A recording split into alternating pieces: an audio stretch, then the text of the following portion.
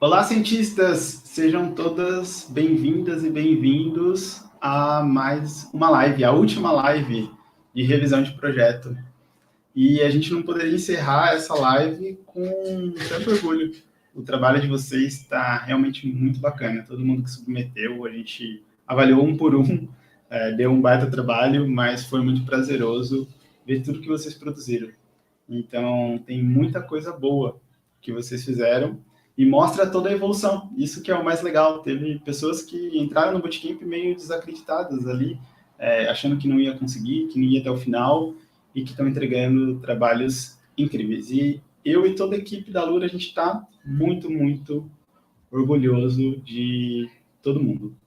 Então, para a gente começar, que hoje vai ser corrido, tem bastante trabalho para a gente mostrar, né? Vou chamar o Átila aqui com a gente. E aí, gente, tudo bom? Tudo bem, Átila? Como é Tudo que bom, tá? Thiago. Já queria entrar falando parabéns para o seu trabalho, inclusive, para o trabalho de todo mundo aqui. E as Obrigado. participações têm sido um prazer, porque está uma delícia mesmo acompanhar esse trabalho que vocês têm feito.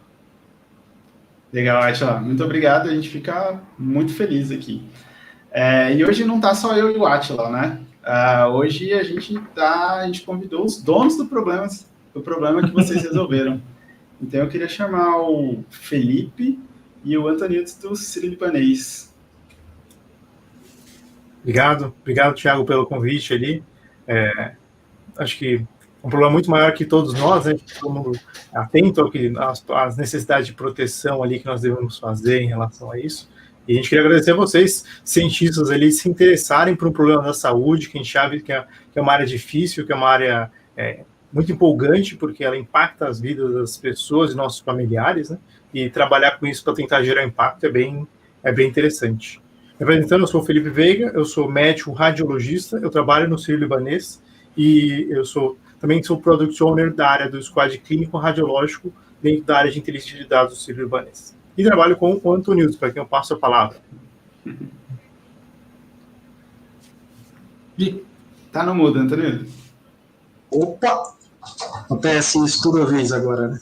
Parabéns aí, pessoal da Lura, pelo convite novamente. Eu fico muito feliz em participar disso e fico muito feliz de ver o resultado. Eu acho que eu estava comentando isso com o Veiga. Cara, foi uma monografia de final de curso. Impressionante o cuidado que os seus alunos tiveram com o problema, em entender, em descobrir a melhor metodologia para resolver, porque isso valoriza o resultado final e, eventualmente, a gente pode aprender com esses notebooks, né, e eventualmente usar aqui no Sírio-Libanês de fato esse trabalho que vocês desenvolveram. Então, muito parabéns a todos.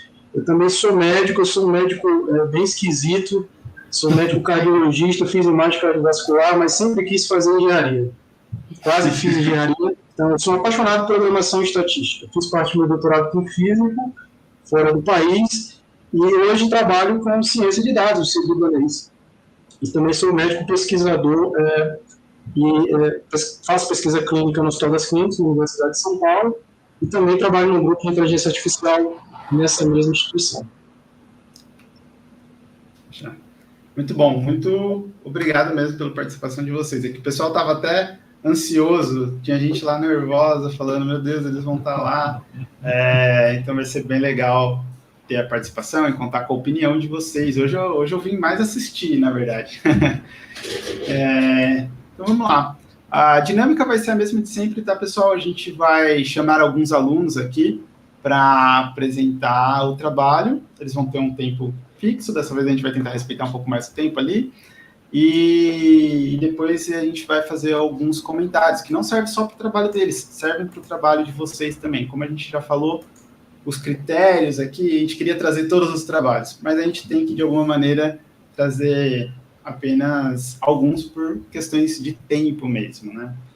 Então, o primeiro trabalho que eu queria trazer, né, vocês já até conhecem a pessoa, e sempre que ele faz um trabalho, é muito bem estruturado, muito bem claro, a forma como ele expõe o problema, os exemplos que ele dá, os contra-exemplos que ele dá para o entendimento do problema, é muito bacana, muito legal. Também todo o storytelling que ele cria, um storytelling bem agradável, com recursos textuais e tudo mais. Mas dessa vez, ele não só resolveu o problema, como ele tentou dar um passo além. Ele falou assim, essa base de dados tem pouca informação, será que eu consigo inventar uns pacientes aqui que me ajude de alguma maneira a melhorar a minha qualidade de previsão de quem vai ser internado ou não? Então, eu queria chamar o João para apresentar e comentar um pouco sobre o trabalho dele. Tudo bem, João? Tudo bom? Boa noite, pessoal. Com uma fala dessa aí, eu já chego até diminuído com essa expectativa toda. Mas valeu mesmo pelo convite. Acho que vai ser bem legal. Espero que vocês possam me dar vários feedbacks interessantes. Posso compartilhar a tela? Pode ir lá, pode.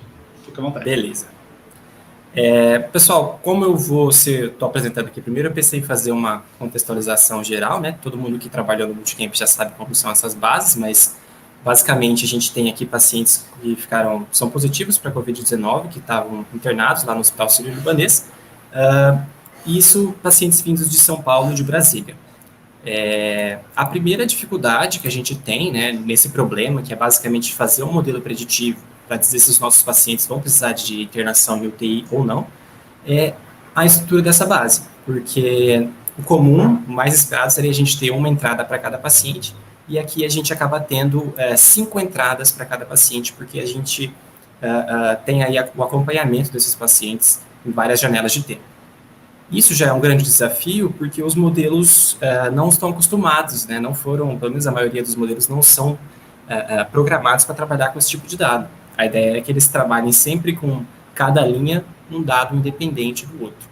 Então, já foi um grande desafio para a gente trabalhar.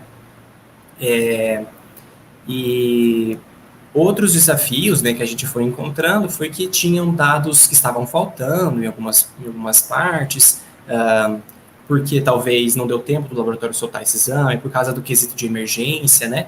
Então, trabalhar com essa base de dados em si já foi um desafio, né? Fora todo o desenvolvimento dos modelos.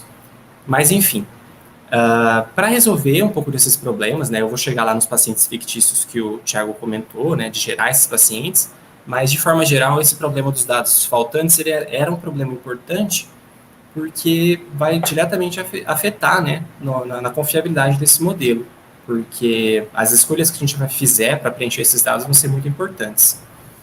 Uma das recomendações que a gente tinha, né, era de fazer esse preenchimento, né, para frente e para trás, né, então, por exemplo, aqui um dado vazio, ele seria preenchido com o dado seguinte, né, então ele se transformaria no 1 e 3.5, assim. Só que um dos problemas de se fazer isso era que tem situações em que o paciente ele tem dados vazios em todos os momentos antes de ele entrar na UTI. E se a gente fizesse esse preenchimento para trás, esses dados da UTI, eles vazam para fora, né, da janela que o paciente entrou na UTI. E isso é claramente uma violação, né, do desafio que está proposto lá no Kaggle, que a gente não pode usar informações dos pacientes quando eles já estão lá dentro da UTI, né? Então, foi já um problema para a gente resolver, e conversei com o Renato, conversei com outras pessoas lá no Discord, e a gente pensou em tanto remover colunas, né, variáveis que tivessem esse comportamento, ou remover esses pacientes mesmo, remover todos esses pacientes. E eu acabei optando por essa opção, né, de remover 58 pacientes desse banco de dados. Então, um banco que já era limitado no número de pacientes acaba ficando ainda mais limitado, o que com certeza afeta a nossa análise, né, afeta a qualidade dos modelos. Mas, enfim, a partir de ter removido esses pacientes, de ter um banco mais lapidado, eu pensei nas estratégias para a gente fazer a análise. O desafio em si era a gente prever com mais rapidez possível se o nosso paciente vai precisar de UTI. Então, idealmente, o paciente entra no hospital, a gente já disse se ele precisa ou não. Porque isso é muito bom para a gente fazer a gestão hospitalar, né? Gerir esses leitos que estão sobrando, que estão faltando, mas também é muito importante para a gente salvar a vida desse paciente, porque esse paciente que vai estar numa situação pior, a gente tem que dar mais atenção para ele, tem que direcionar, né, um cuidado mais delicado nesse caso. E por isso mesmo, trabalhar com esses dados é complicado, porque nós temos aquelas várias janelas de cada paciente, né, e tudo mais. Eu tentei comparar, né, o Thiago comentou sobre esses pacientes fictícios, mas eu tentei comparar uma abordagem que a gente fez durante o curso, que era basicamente a gente selecionar apenas a primeira janela de cada paciente e remover todas as outras janelas. Então, o paciente A, por exemplo, ele se transforma desse jeito, né? Mantendo apenas a primeira janela, e tentei comparar isso com uma estratégia de manter o máximo de dados possíveis, em que eu jogo fora apenas as linhas do paciente que ele foi para a UTI, e eu mantenho as anteriores, classificando a última linha, como que ele tivesse ido para a UTI. Eu pensei em fazer isso porque, na minha cabeça, assim, se o paciente foi para a UTI na janela de hora número 6, provavelmente na janela anterior, na janela 4, os exames dele já estariam alterados o suficiente para a gente conseguir fazer a previsão, né, conseguir fazer o diagnóstico e tudo mais. Para agilizar, para não poupar o tempo aqui, que tem bastante projeto para a gente ver ainda, eu só vou mostrar como que eu selecionei as minhas variáveis para fazer o modelo. Né? Eu tentei fazer uma análise de correlação com uma variável nova que eu criei, que chama ICU Ever, que eu dei esse nome, que basicamente vai me dizer se o paciente foi para a UTI, ele vai receber um valor de 1 para todas as linhas. Então, por exemplo, o paciente A aqui foi para a UTI no horário 4 a 6, porém ele recebe 1 para todas as linhas, então ele foi para a UTI em algum momento. Enquanto que o paciente B não foi para a UTI e continua como 0. Isso foi bem interessante para eu poder agrupar esses pacientes, falar assim, nossa, qual que é a diferença entre os pacientes que vão e os que não vão para a UTI, que foi onde eu gerei essa figura. Eu fiz uma análise de correlação de Spearman entre as variáveis, né, os exames de sangue, por exemplo, com a minha variável ICU Ever, que eu criei, para avaliar qual variável que era interessante. Então, no caso aqui, a variável lactato, ela fica bem claro que os pacientes que foram para a UTI aqui em laranja, eles se separam muito bem dos pacientes que não foram para a UTI em azul. Né? Apesar desses dados eles estarem normalizados, né, terem sido transformados, a gente não consegue usar a escala em si para avaliar a diferença, a gente consegue ver que existe essa diferença. Então, provavelmente, essa variável lactato seria interessante para a gente usar no modelo, enquanto que uma variável como essa, com uma correlação de 0,013, não é tão interessante, porque a gente já tem uma sobreposição entre elas, certo? E foi assim que eu selecionei as minhas variáveis, né? Joguei fora algumas outras variáveis que não eram de interesse, e o legal, assim, o que me chamou a atenção foi que as variáveis que eu achei com maior correlação, como lactato, ureia, PCR, elas também foram encontradas em um artigo bastante parecido, com um objetivo bastante parecido, publicado na revista Nature, se eu não estou enganado. Né? Então, mais um reforço, né, que esse método que eu fiz para escolher essas variáveis, ele faria sentido, né, já que um estudo parecido também viu isso, né, uma publicação parecida também viu isso. Enfim, pulando agora, se vocês tiverem dúvida, pessoal, por favor, podem me parar, estou indo meio rápido, mas pulando agora lá para os pacientes fictícios, tudo bem? Vou descer um pouquinho. Eu pensei o seguinte, conseguimos fazer esse modelo com as primeiras horas do paciente, conseguimos, né, com esse modelo usando apenas a primeira janela do paciente, eu consegui uma AUC de 0,76, nossa, legal, né, quase 80%, beleza. Mas será que esses dados que nós temos, eles refletem a condição do Brasil inteiro? Provavelmente não, porque nós estamos lidando com pacientes que são de duas capitais, né, São Paulo e Brasília, que foram internados em um hospital de altíssima qualidade, né, com os melhores equipamentos para fazer o diagnóstico, para um laboratório super equipado, mas a gente não tem pacientes do Nordeste, da região Norte, a gente não sabe se a distribuição da idade desses pacientes representa a distribuição do Brasil, então eu pensei assim, e se eu tentar melhorar essa minha base, tentar criar pacientes diferentes, para deixar meu modelo mais esperto, né? Deixar meu modelo mais robusto perante a variação que a gente encontraria na vida real. Só que para fazer isso, eu decidi selecionar a versão máxima e a versão mínima de cada paciente. Então, de um paciente eu transformei em 2, né?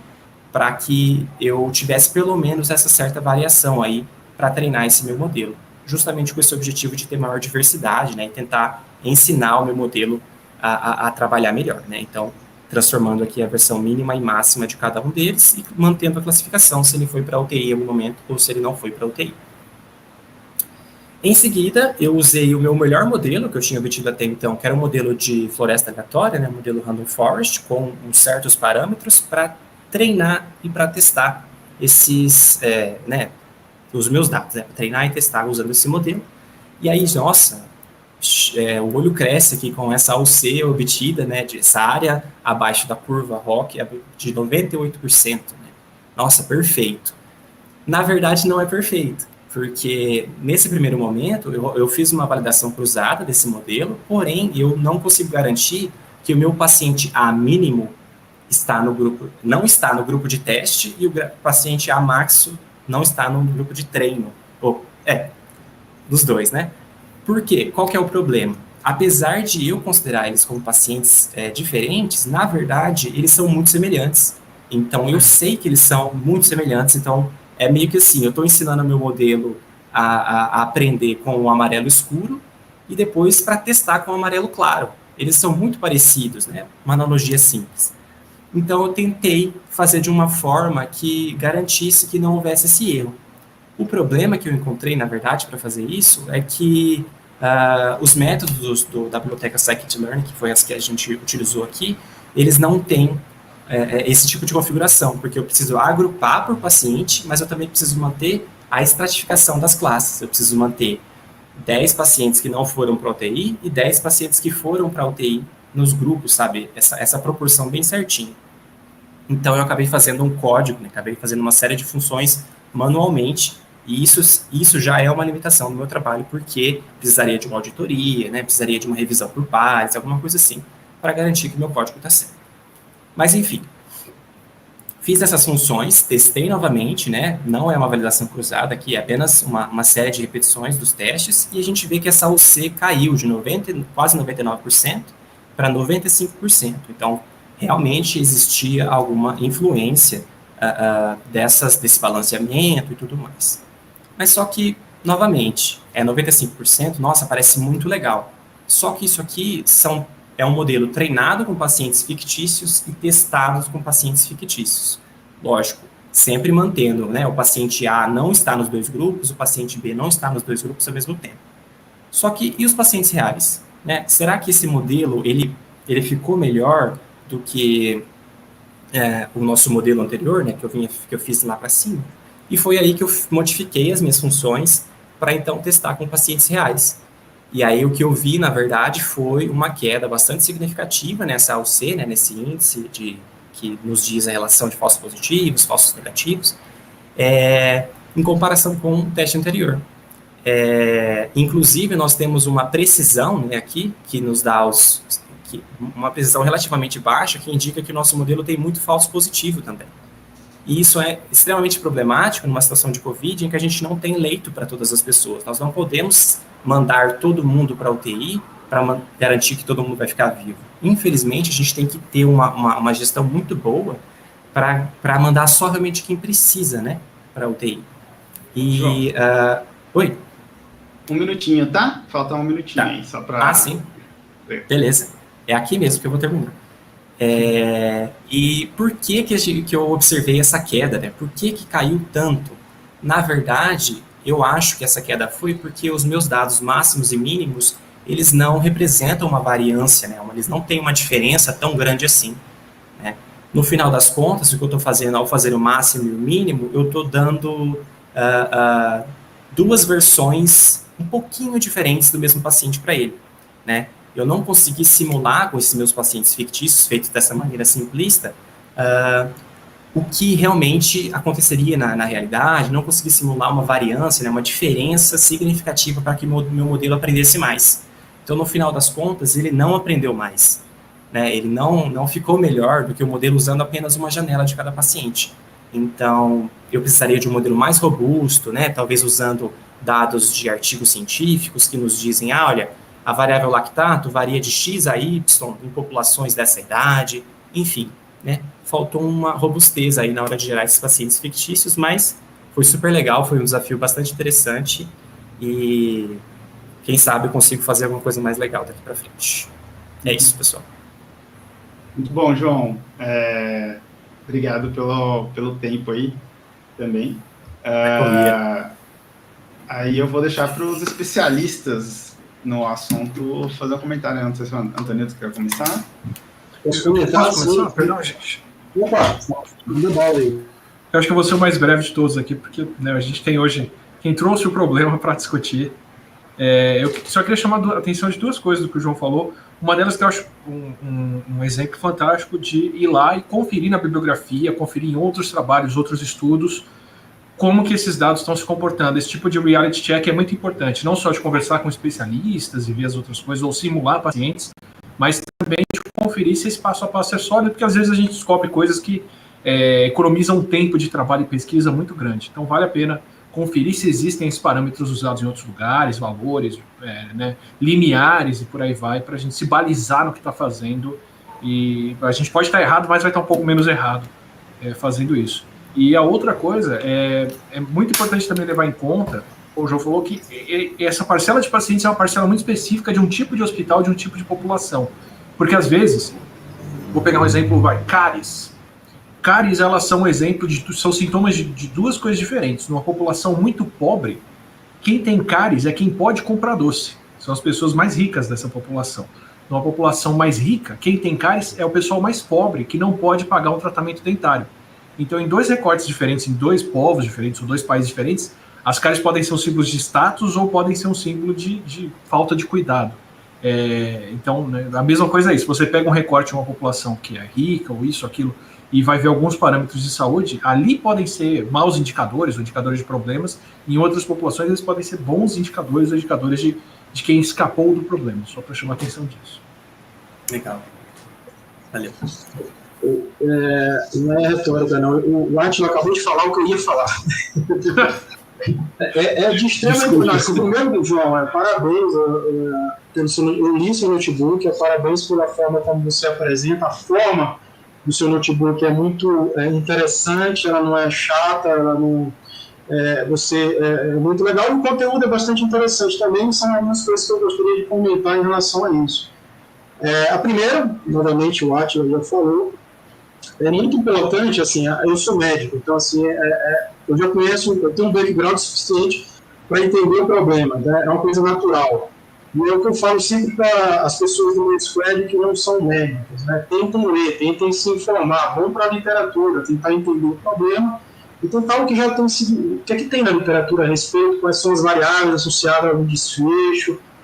A gente não precisa começar do zero, e a gente não precisa começar do zero errado. Então é muito importante a gente fazer essa reflexão na literatura. Então eu pego muito no pé o pessoal do Squad, sou chato mesmo com isso, tanto com o entendimento do problema quanto a revisão bibliográfica, porque é fundamental, né? Quem não entende o problema não sabe o que se trata o dado, não sabe qual dado utilizar, faz engenharia de variáveis errada, faz um modelo que não serve, não é generalizado. É sobre esse ponto que eu acho que tem toda a razão.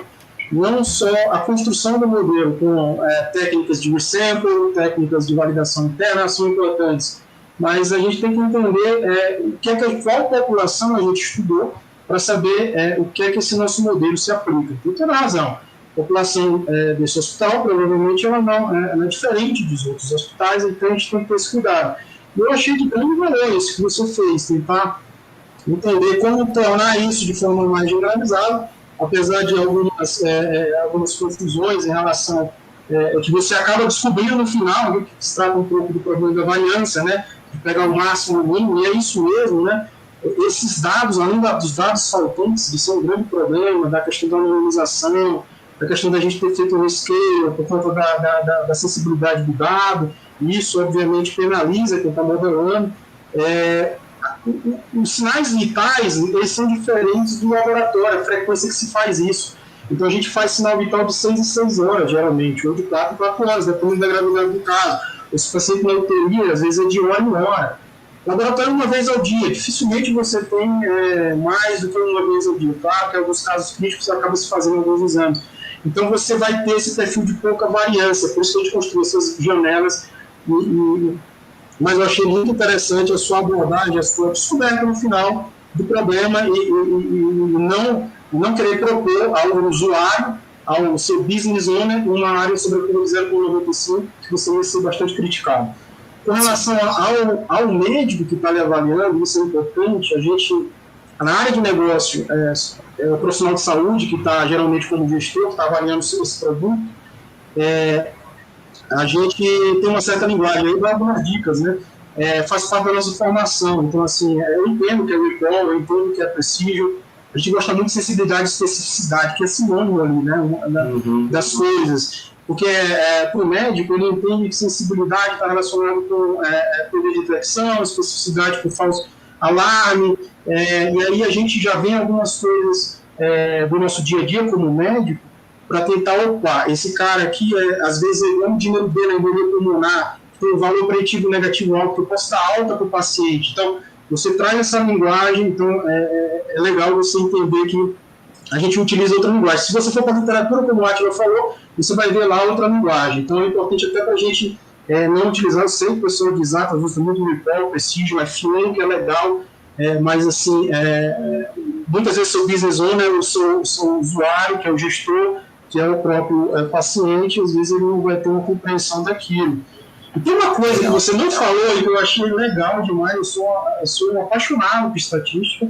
Você comenta lá a questão da correlação entre os dados, né? Que o dado da primeira janela tem uma correlação com a segunda, com a terceira e com a quarta, você fala um pouco de modelos lineares mistos, você fala um pouco de análise de sobrevida, ajustando para essa variável que é dependente de tempo, né? Então é diferente uma creatina que sai na primeira hora da creatina que sai 12 horas depois. Sim. Ela tem uma variação dependente de tempo. Então, você fala e propõe novos modelos, novas abordagens. Eu achei isso muito interessante, porque às vezes me incomoda ver não quero, a pessoa pega códigos, roda códigos, sem entender o problema, sem entender premissas dos modelos. Então, eu achei bastante interessante. E você coloca lá no seu notebook também uma regressão logística de 0,72, se não me engano, e o Forte 0,75. E eu gostaria de chamar muita atenção, está falando de 4% a mais, né, de melhora de modelo. De um modelo extremamente simples, pouco provável que tenha overfit, para um modelo que já tem uma certa complexidade, penaliza a interpretabilidade do usuário do modelo, que talvez o valor seja o mesmo. Então, é só chamar a atenção para isso, que às vezes a gente tenta rodar coisas muito sofisticadas e às vezes não é uma coisa linear, e se trata às vezes de algo linear, aquela correlação. Então, parabéns de novo, cara, pelo notebook, achei bastante interessante. Valeu, muito obrigado pelas palavras.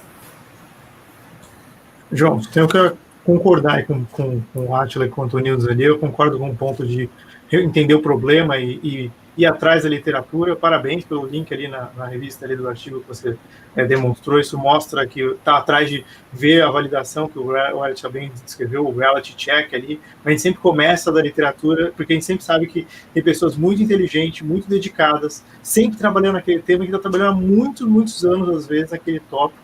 Então, começar disso. Eu acho que a dificuldade do Covid aqui, a gente não parte do zero, a gente sempre parte de algum ponto, né? Então, acho que isso é fundamental, porque é uma passagem de bastão, né? Alguém descobre uma coisa lá na Ásia, a gente aprende alguma coisa aqui na Europa, e aqui a gente já consegue aplicar.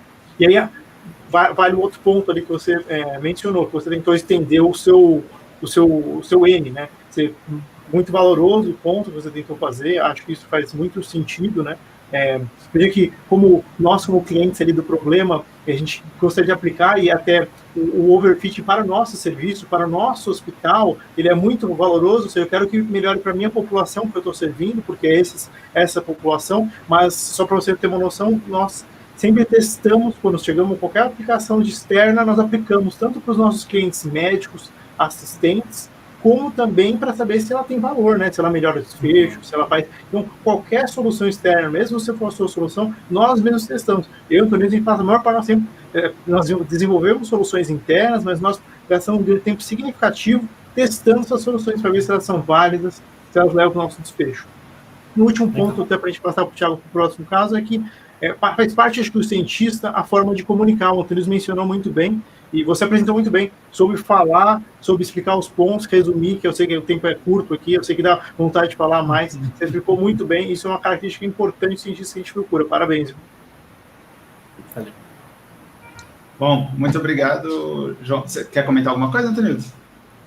Só rapidinho, isso é muito importante quando você apresenta o dado de forma univariada, bivariada. Você cativa o o dono do seu produto. Você nem percebe, talvez outras pessoas que não sejam da área não percebam, mas quando você fala que o lactato, que o bicarbonato, que a ureia, que o PCE se correlacionam com o desfecho, isso me traz segurança em relação ao seu modelo. Então, é muito importante, às vezes a pessoa apresenta sua área sobre a curva e várias métricas lá, eu não sei nem o que se trata o dado, então você traz toda a análise descritiva, análise em duas dimensões, em 3 dimensões, que isso me dá segurança em relação ao seu modelo.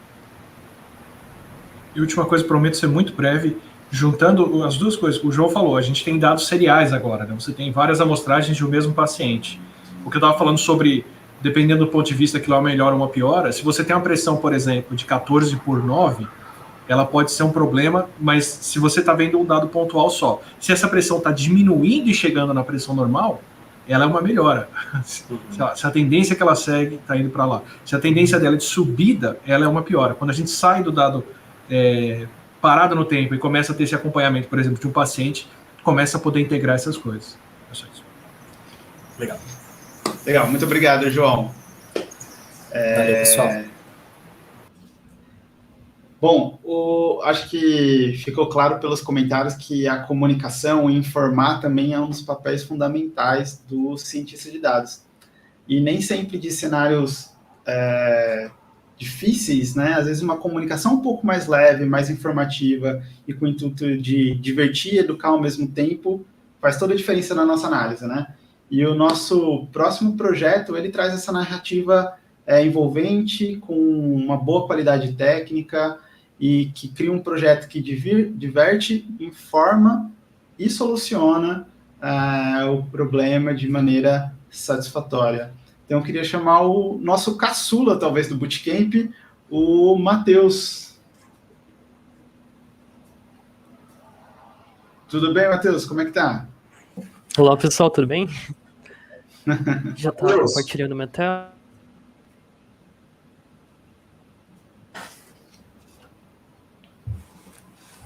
Estão me escutando? Tudo bem, pessoal? Tá fluindo bem agora? Agora tá. Só não tá no compartilhado aí. Olá, pessoal. Foi. Alô? Tá tudo certo? Acho que foi. Tudo Foi, certo? Matheus, pode Alô? começar. Certo. Eu recomendo ao Matheus tirar o vídeo. Tá compartilhando agora, normal? Foi? Bom, pessoal, desculpa pelo Se transtorno você quiser tirar, agora. Matheus, o vídeo. Eu sou o Matheus, eu tenho 18 anos. Eita.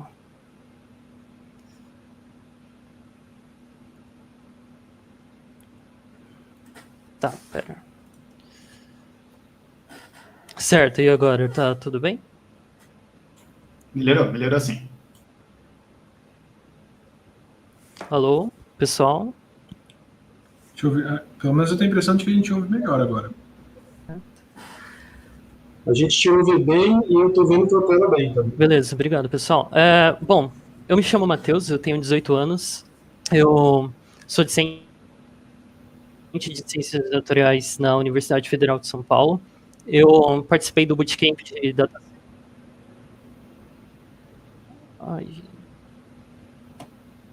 Melhorou? Certo. Eu participei do Bootcamp de Data Science aplicada da Alura, e o projeto final ele tinha como objetivo predizer se um paciente com Covid-19 estava propício a ir para UTI ou não. Bom, em geral, para poupar tempo, porque eu sei que tem outros projetos, o meu notebook, tecnologia de cada sessão, na primeira sessão eu procurei importar instâncias necessárias para o meu... E na segunda sessão eu já importei os dados e comecei a visualizar os dados de acordo com a disponibilidade dele no Kaggle do Sírio-Libanês.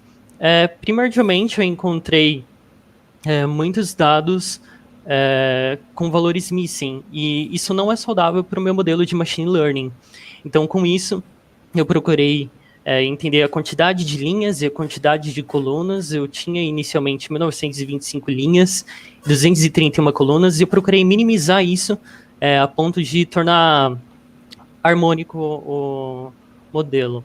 Bom, para conseguir filtrar e preencher esses dados nulos, eu segui a orientação do próprio Kaggle, do Serial Nibalaze. Eu usei o método bfill e o ffill para preencher de acordo com a premissa de que há uma baixa variância dos dados descritivos dos pacientes. Também tratei mais alguns pacientes com valores missing e trouxe também a proposta de que eu posso trabalhar com a janela, apenas com a primeira janela, dito que a classificação do paciente é se ele foi ou não, independente da janela que ele foi submetido. Então, eu procurei analisar cada paciente e conciliar conforme cada linha representasse apenas um ID de paciente. E, dito isso, eu também consegui predizer algumas distribuições de algumas colunas e verificar se há semelhança em alguma delas, a ponto de não prejudicar o modelo, conforme a correlação dessas variáveis. Por fim, eu cheguei em um dataset com 352 pacientes, com as mesmas 331 colunas. Também houve a sugestão das features do Serial Nibalaze, mais voltadas para a área da biologia. Eu usei os mesmos métodos e foram selecionadas 18 features. Para analisar os meus dados, eu usei a DataPrep, é uma biblioteca de visualização do Python. Eu analisei a distribuição de cada variável, a ponto de verificar se há uma distribuição uniforme, se há semelhança entre as colunas, e enfim. Eu percebi também que quase metade dos nossos dados, eles são compostos de pacientes com mais de 65 anos. Também procurei avaliar se existia alguma correlação entre algumas variáveis para não prejudicar o modelo. Eu fiz um scatter plot para algumas das variáveis que eu analisei estatisticamente. Usei a correlação de Pearson para verificar se uma correlação forte é presente, como também eu plotei um box plot a fim de avaliar a distribuição dessas variáveis descritivas. Eu concluí que essas eram as variáveis com correlação. Fiz o mesmo processo com as features do Serial Nibalaze, não fiz nenhuma alteração, e por fim eu concatenei essas duas a ponto de tornar o dataset mais completo. Tratei novamente as variáveis, analisei se havia mais uma correlação importante para que eu pudesse filtrar, e por fim eu consegui chegar num dataset com 352 pacientes e 57 variáveis, todos sem valores missing. E agora começa a parte do Machine Learning. O Machine Learning ele se baseou numa classificação binária, e para essa classificação eu usei o PyCaret, que é uma biblioteca bem robusta com a relação de algoritmos de Machine Learning. Então, para promover uma qualidade melhor para o meu trabalho, eu envolvi essa biblioteca. Antes de começar o Machine Learning, eu separei os meus dados para que, pós conclusão da seleção do meu modelo, eu pudesse avaliar e validar o meu modelo além dos meus dados de teste. Então, foi feito o setup e foi feito o setup de acordo com os parâmetros setados, e eu consegui chegar a 196 pacientes para treinar o modelo e 85 pacientes para testar o meu modelo, ou seja, para envolver todas as métricas. Aqui os parâmetros que eu avaliei posteriormente, eu usei o cross-validation, eu usei 10 validações para tornar a avaliação mais precisa, e foram todos esses modelos testados. E desses modelos, claro, eu também expliquei o que significa cada uma e qual era o meu objetivo com cada métrica.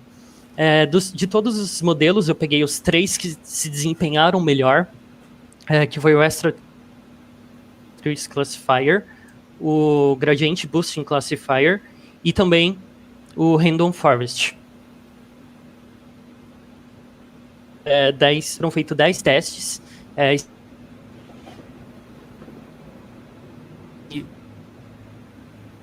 Desvios, eu construí um intervalo de confiança baseado na distribuição normal desses dados, assumindo o teorema do limite central, e verifiquei se o intervalo de confiança das minhas métricas estavam de acordo com aquilo que eu esperava. A fim de, após essa análise, eu melhorei os meus modelos, os 3 modelos, e analisei novamente as métricas. Também com outros parâmetros e outras características, eu avaliei a regressão logística e também outros modelos, mas os que se desempenharam melhor foram os 3 acima. E para avaliar todo o meu modelo, eu tomei como um princípio, um dos princípios fundamentais, foi o ponto crítico, onde quando eu abro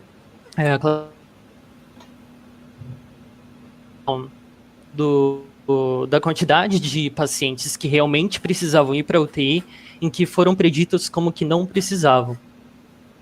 Eu citei esse como ponto crítico e fundamental para analisar a matriz de confusão.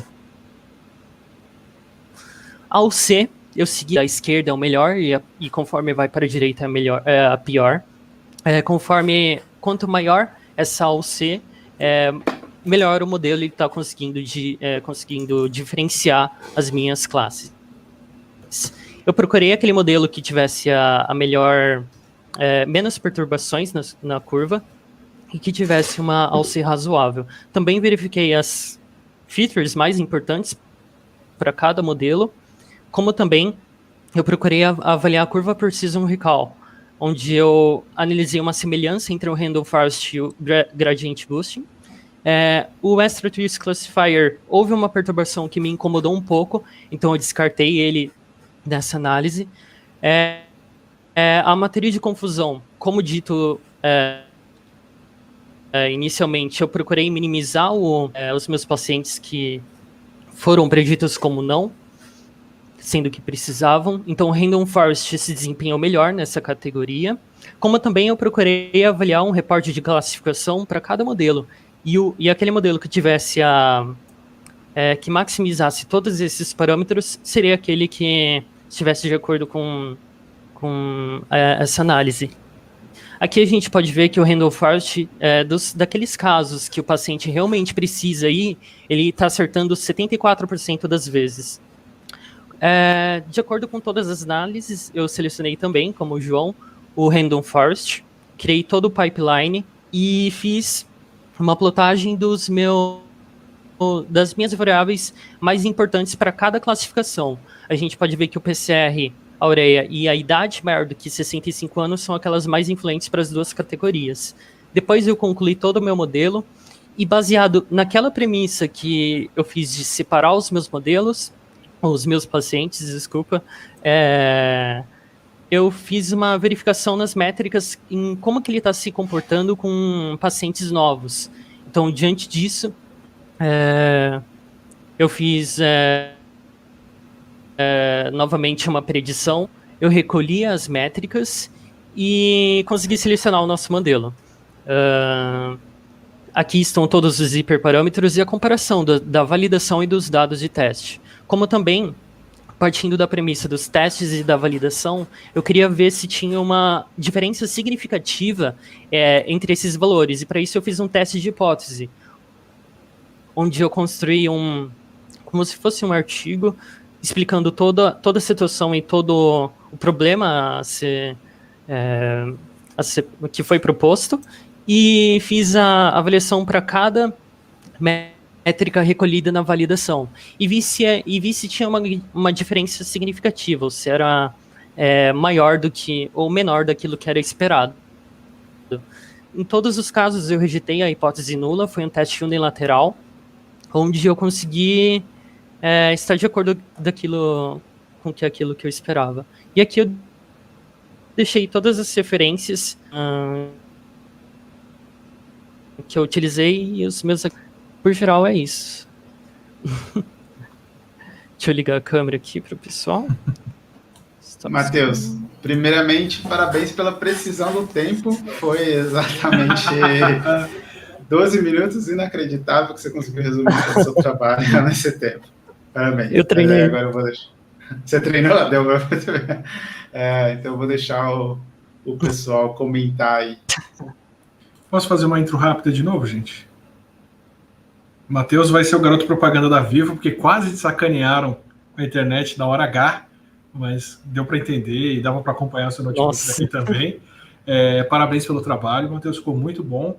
Eu queria destacar um ponto do que o Matheus fez e casa com o que o João falou. Quando você classifica quais os tipos de erros do seu modelo, né, se ele erra mandando para a UTI quem não precisava, quanto que ele erra não mandando para a UTI quem precisava, por aí vai. Isso é muito importante de saber para onde vai esse erro, especialmente no momento decisório como agora, em que a gente pode estar operando até aqui, querendo mandar todo mundo para a UTI, mesmo se mandar mais gente que não precisava, e de repente quando começa a faltar leito, você fala, não, a prioridade só vai quem realmente precisa, mesmo se eu errar um pouco para baixo, porque tem fila, está faltando vaga e por aí vai. Então, ter quantificado esses tipos de erro do seu modelo, de vários modelos, né, inclusive ajuda a tomar esse tipo de decisão numa hora de mudança de parâmetro, como a gente vive no país agora, que você fala, não, até aqui era essa a prioridade, agora a gente vai para esse outro foco e já ter isso quantificado, caracterizado, entendido, é muito bom para a gente, inclusive, saber o que está em jogo real aqui.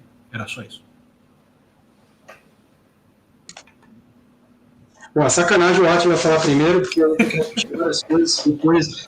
Não, mas Matheus, parabéns. Agora fica comprovado que realmente foi uma monografia do final de curso, depois daquele artigo que ele apresenta no final. Quer dizer, o negócio é realmente profissional, parabéns. É inacreditável que você tenha 18 anos só, cara. Ainda tá fazendo tudo isso. Parabéns. Isso demonstra que você tem uma carreira aí promissora trabalhando com dados. Muito do que eu já falei anteriormente se aplica a você também, os pontos positivos, então não vou ficar repetindo. Eu vou só falar algumas coisas. Você apresenta o notebook com uma extrema didática. É aquele notebook que eu falo que ele apresenta como se ele estivesse estudando em voz alta. É isso, entendeu? Você lê o notebook do cara, tanto visualização como mostrando, você estuda ali junto com ele. Então, é um notebook que é muito interessante para quem está começando a querer entender problemas. Você dá uma aula ali, realmente de todo do problema, do porquê que você decidiu ir por aquele método e explicando os seus resultados, tentando explicar os seus resultados. E aí, pegando esse gancho de explicar os resultados, comunicar para o usuário, isso é um ponto muito positivo, que você tenta explicar isso através da matriz de confusão, através de que ponto de corte a gente vai escolher, a gente vai pegar um ponto de corte com maior acessibilidade ou maior especificidade, e isso é muito importante, porque esse ponto de corte ele vai ser de acordo com o problema. Vai ter problema que eu não tenho problema nenhum em detectar muito, vai ter problema que eu não tenho problema nenhum em dar falso alarme. Então, você precisa comunicar isso para o usuário. Uma coisa que eu gosto bastante de comunicar de forma gráfica, um gráfico de linha mostrando a acessibilidade e a especificidade com os vários pontos de corte no eixo X, para a gente ver o cruzamento desses dois gráficos, e ali o usuário ele mais ou menos entende aonde está o maior ponto de alarme, né, onde que eu vou fazer muito alarme, onde que eu vou detectar mais ou menos. Então, isso é uma coisa que eu acho que é legal, sobretudo para a área de saúde, as pessoas costumam bastante entender isso. A área sobre a curva, aquela área sobre a curva é o tamanho das oportunidades, mas a gente precisa decidir como a gente vai usar esse cara, e aí você pode comunicar isso dessa forma. Voltando um pouco para a análise exploratória, todo mundo fez isso, todo mundo está de parabéns, só queria agora voltar a esse tema, a questão da multicolinaridade, né? Tem muita variável que é média, mediana, isso é um problema que, por exemplo, na radiologia, o radiomics, que é uma área do omics, né, utilizando imagem médica, a gente tem esse problema da multicolinaridade. Então, a gente tem alguns modelos que penalizam, né, essas multicolinaridades, como GML-NET, etc. E a gente precisa identificar esses caras, porque muitas vezes esses caras não fazem sentido estar no modelo junto, né, do ponto de vista biológico, sobretudo em exames que a gente faz uma vez ao dia. É a mesma coisa, se você observa isso nas suas análises. Então, parabéns aí para você e todos os outros por ter identificado essa questão, por ter tratado isso de alguma forma. Dados faltantes, fica claro que a gente precisava tratar isso, né? E só explicando, que eu acho que eu não expliquei isso, reforçando para quem não teve contato ainda com o Kaggle lá com nossos dados, a gente novamente tem dados faltantes, por esse comportamento de sinal vital em laboratório, né, ser feito em frequências diferentes. E o que a gente acha, como médico, né, é que se uma pessoa não tem um sinal vital aferido, muito provavelmente aquele sinal vital é parecido com o anterior. Quer dizer, ela não teve nenhuma estabilidade clínica ao longo do tempo. Então, é uma premissa razoável para você fazer os seus preenchimentos de dados faltantes, né? Assim como você poderia utilizar, acho que outra pessoa fez isso, você pegar as pessoas que não foram para a UTI, você tem aquela população como normal, né? Normal, e você utilizar esses valores, imputar esses valores naqueles que não têm nenhum dado. Então, faz sentido do ponto de vista biológico, se você for ver na literatura científica, muita gente faz isso e é razoável para a prática médica. Reamostragem, todo mundo fez isso, parabéns, eu acho que isso ninguém vai trabalhar sem reamostragem, vocês trabalham com validação cruzada, né, você fez repetidos, isso é legal, garante uma certa generalização dos seus resultados. Então, só coisas que eu não falei, que as outras pessoas fizeram, que você demonstra muito bem. E, por fim, você utilizou vários pacotes, tentou explorar vários pacotes interessantes de visualização. Isso novamente cativa a pessoa que está vendo, ela entende os dados ali, e o que é que seu modelo está... Inclusive, você usou um pacote chamado PyCaret, que me cativa ainda mais. Não tem nada a ver com o pacote R-Caret, mas é a minha linguagem de programação favorita. Então, sempre que alguém fala esse nome, é um cara... Então, o Vega sabe que eu tenho esse viés aí pelo R. Mas o Python não tem nenhuma diferença, são iguais. Parabéns, cara! Tá fácil comentar depois do Átila Antonius, hein? Eu vou comentar mais da sua conexão, viu, Matheus? Eu posso falar quadriculou um pouco, mas deu para entender bem. Então, brincadeira à parte. Eu tenho inveja de você, Matheus, de saber o quanto você sabe de ciência com a sua idade. Isso é um grande diferencial. Eu acho que seguir na área, se é do seu desejo, e você mostra talento para isso, sabe? Então, é algo que você tem que ficar muito atento e tem que estar de parabéns, você, sua família, pelo esse apoio, assim. Não é comum você estar no desvio padrão das pessoas para a sua idade e desse conhecimento, né? Eu vou fazer só para não mencionar exatamente as mesmas coisas que foram mencionadas. Eu acho que você tem o que você mencionou no seu notebook, que a gente valoriza muito no Sírio-Libanês, que é utilizar e experimentar pacotes. Então, você usou um pacote aberto de preparação de dados, parabéns por fazer isso. O seu trabalho como cientista, talvez em algum lugar vai ser criar esses pacotes, esses frameworks que ajudam o dado, mas na maioria das vezes não, você está resolvendo um problema, você tem uma missão a ser cumprida, eu preciso entender aquele dado. Então, usar um pacote que vai ser mantido, e eu reitero o que eu mencionei outra vez, por pessoas mais capacitadas, que vai ter manutenção, o custo não vai ser seu de manter esse pacote, esse código. Então, eu acho que isso é um ponto bem importante, desde que você saiba utilizar esse pacote específico, né? E acho que você demonstrou bem. Tanto no caso do PyCaret, que aí sim é um pacote bem avançado que a gente conhece, e isso vai... você utilizá-lo, né, diferentemente do sklearn, que já foi mostrado, tem que saber uma maestria de usar isso, tem um atrito, né, todos vocês estão ouvindo, acho que tem um atrito em conhecer aquele pacote, em entender como ele usa, versus você fazer seu próprio código. Às vezes é mais rápido você fazer seu próprio código, você sabe o que está acontecendo, mas aí volta ao ponto de criar um notebook em que você, igual o Matheus demonstrou, que você explica mesmo para você mesmo, entendendo as perguntas, o raciocínio aplicado e qual foram as respostas, né? Isso é bem interessante. E acho que um ponto de destacar, que você mostrou o gráfico ali, uma análise de chapa para você fazer análise pós o modelo, isso é muito interessante quando a gente começa a ir para modelos mais complexos, né?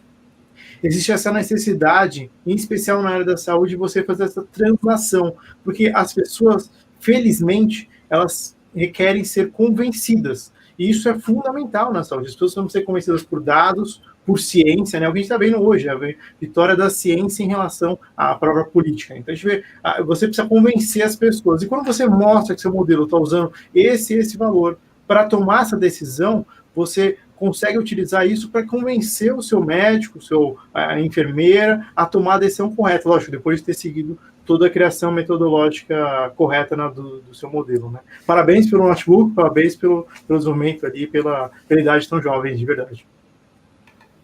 Dica final aqui, não estou dizendo que é o que o Matheus fez, mas entrem no GitHub do cliente, vejam o que ele gosta, façam bom uso sabendo disso. Matheus, você é aquele outlier do Doxplot. 18 anos. Sem dúvida nenhuma. Muito legal, Matheus. Estou bem feliz, até porque você é um dos bolsistas, né, do Bootcamp. Né? Sim. Ele já ganhou uma bolsa aqui no Bootcamp, vindo lá da imersão, e a gente está muito feliz pelos resultados. Parabéns e obrigado por ter chegado até o fim e feito um trabalho tão significativo. Só tenho a agradecer. Muito obrigado, pessoal. Tchau, Matheus. Então, vamos chamar o próximo agora, né? O próximo trabalho, ele traz uma pegada diferente, que ele não se limita só ao notebook que ele gerou e o que ele fez. Ele vai além ali, ele traz uma interatividade, onde se a gente quiser fazer os nossos testes, o Felipe, o Átila e o Antonildo, se quiser pegar o trabalho dele e começar a variar um monte de parâmetros lá, vai conseguir. Então, ele traz uma interatividade, um trabalho com um nível técnico bem interessante, e ele não só se destaca por isso.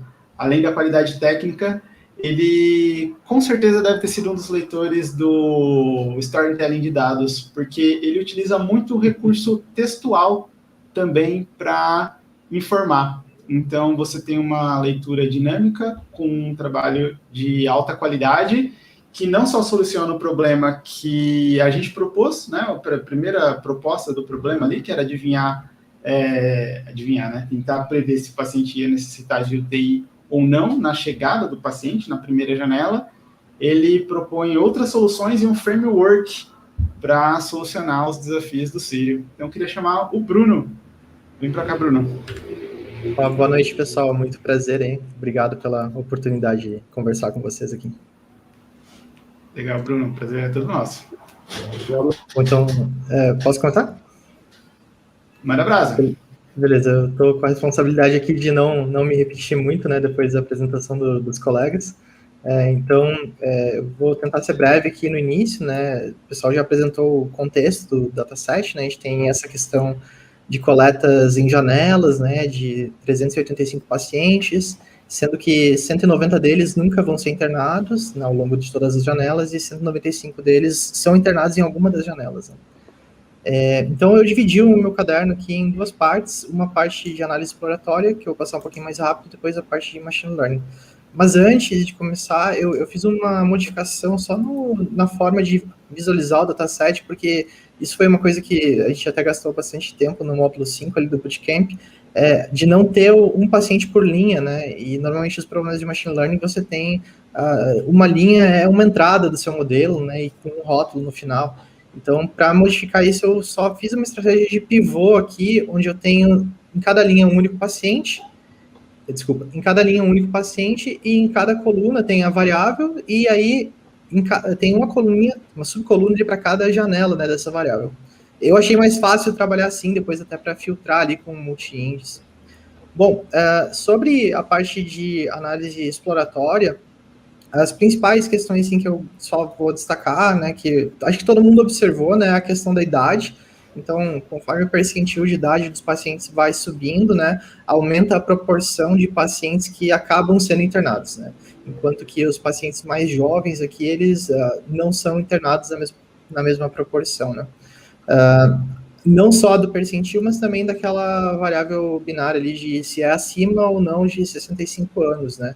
Então, tipo, dos casos que não foram internados, só 1/3 está abaixo, né, dos 65 anos, e no caso dos internados, né, 60%, né, está acima ali dos 65 anos. O gênero também tem alguma prevalência ali do gênero, que a gente não sabe qual é, né, mas é o gênero 0, ele... Vou mostrar o gráfico aqui. Então, o gênero 0, ele acaba tendo um número de pacientes internados aqui maior, né, tem as proporções aqui de internação.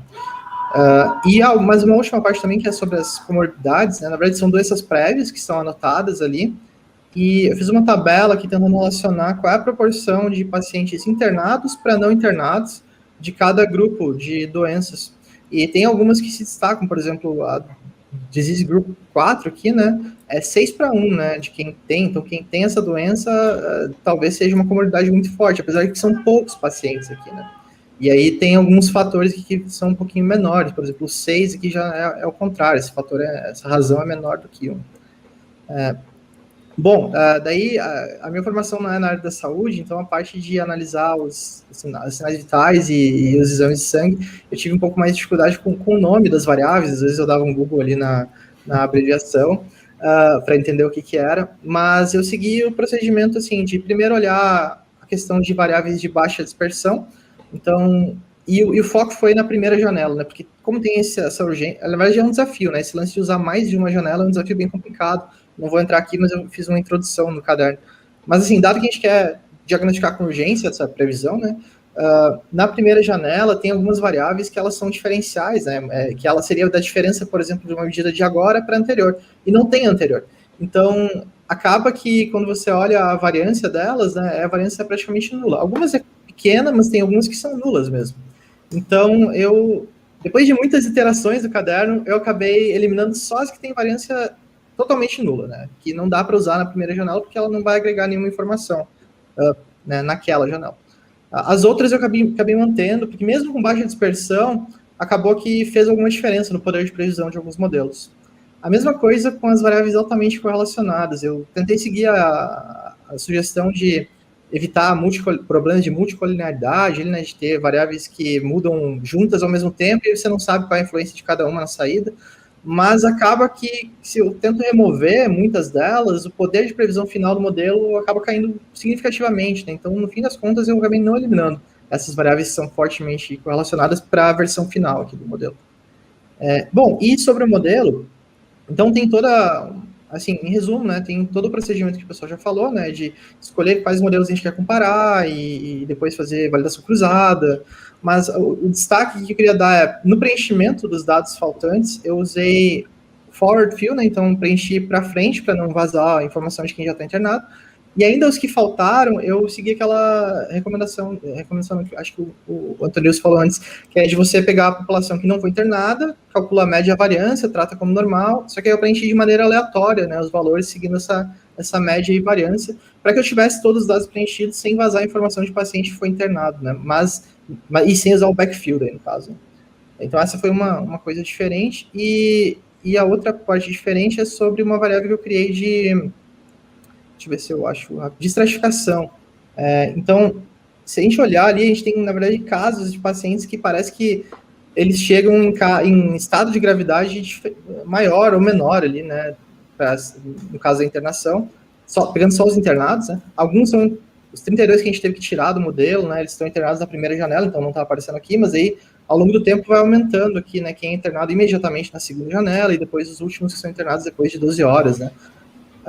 Eu tentei manter a proporção de cada estado de gravidade, que eu chamei assim, né, na hora de separar entre treino e teste, na validação cruzada. Então, eu tive que criar essa variável dizendo em qual janela o paciente foi internado, para que eu pudesse passar isso com informação de estratificação ali na hora de receber os índices dos pacientes no loop de validação cruzada. Isso é uma coisa que ficou um pouco diferente. Bom, daí, na hora de analisar aqui os resultados, eu criei algumas... Desculpa, não é essa aqui. Eu criei uma visualização gráfica e uma visualização em texto para olhar não só o valor médio, mas também o intervalo de confiança, que acho que o Matheus comentou ali também antes.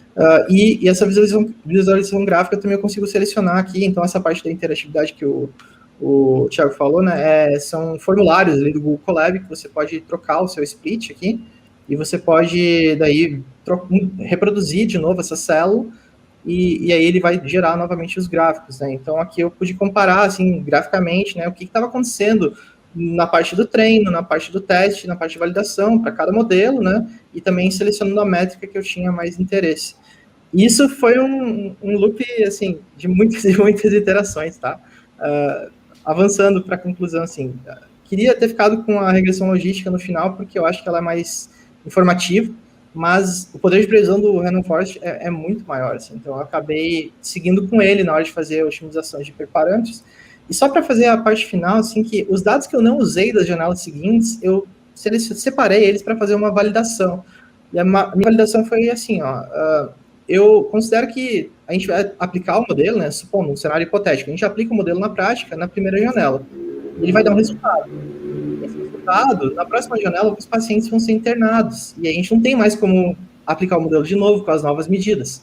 Eu chamei isso de erros definitivos. Então, esses erros definitivos são só de sensibilidade. São todos aqueles que, naquele instante, o modelo disse que não iam ser internados, e no próximo instante eles foram internados. E se a gente olhar os erros definitivos ao longo do tempo aqui, até que os falsos negativos, eles ficaram razoáveis, assim, né? Então, é 87% aqui, em média, mais ou menos.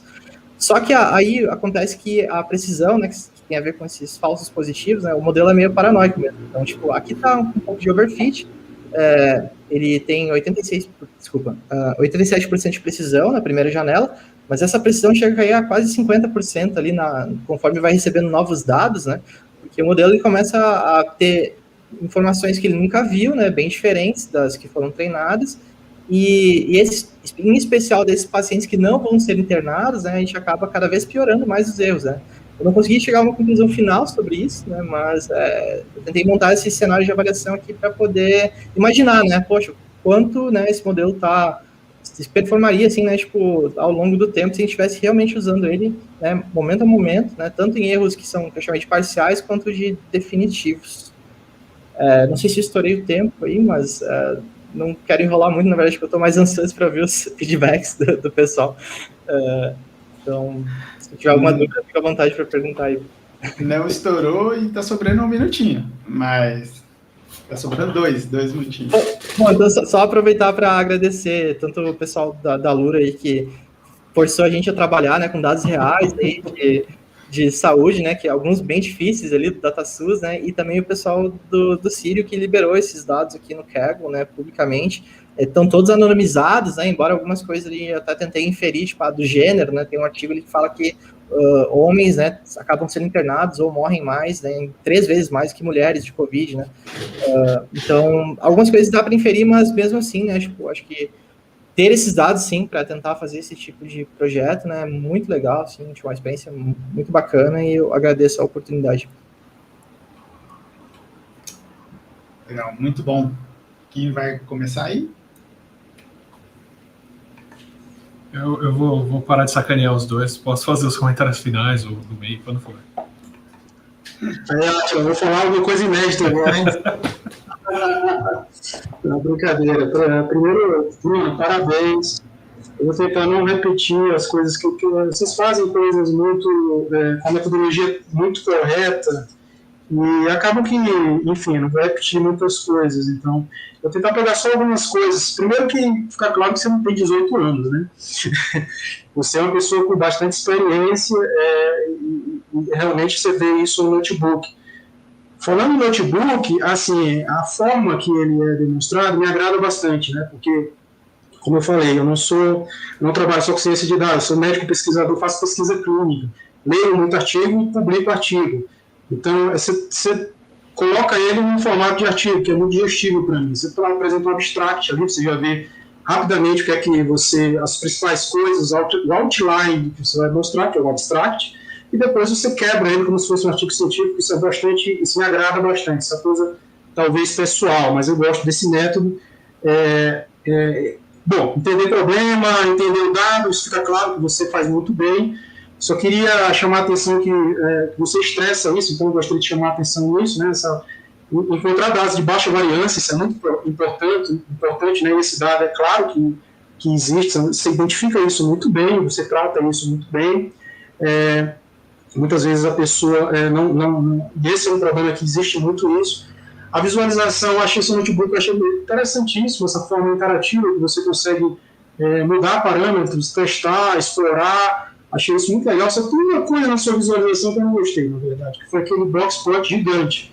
Aquilo ali não é digestivo, não vai, né? E sobretudo quando você apresenta coisas em escala diferente, né? Com muito outlier. Então, mas o resto me agrada muito. Você explica a associação entre idade, entre gênero. Então, existe um gênero efetivamente que está associado a isso, existe a idade, então isso me agrada muito a forma que você traz esse dado. Novamente, isso é muito importante. E o que mais que eu ia comentar? Acho que era isso. Você trata muito bem a questão dos dados faltantes, você bolou essa ideia de tratar com relação aos caras. E essa coisa do Google eu acho fundamental, cara, não é só área, assim, eu sou um cara que usa PubMed, mas assim, antes eu vou no Google, porque o Google às vezes é melhor do que o PubMed, mesmo você usando Mesh, você usando palavra-chave, e isso é um artigo interessante, você comparar o que o PubMed volta e o que o Google volta, eu tenho certeza que vai ser melhor. Só cuidar no link que você coloca, ele fica claro que você vai nas coisas que realmente têm valor, né? Você entende o problema, entendeu as variáveis, entendeu o problema, traz a literatura. Então eu achei que o seu notebook realmente ele traz grandes insights. Tem uma coisa que eu esqueci, que é a melhor coisa do seu notebook. Às vezes a pessoa faz um modelo e como é que eu vou colocar isso em produção? E como que isso vai se desempenhar no futuro? Você traz no final do notebook, e se eu colocar isso em produção? E se o cara disser que é positivo, depois ele não for, você já traz esse resultado, né?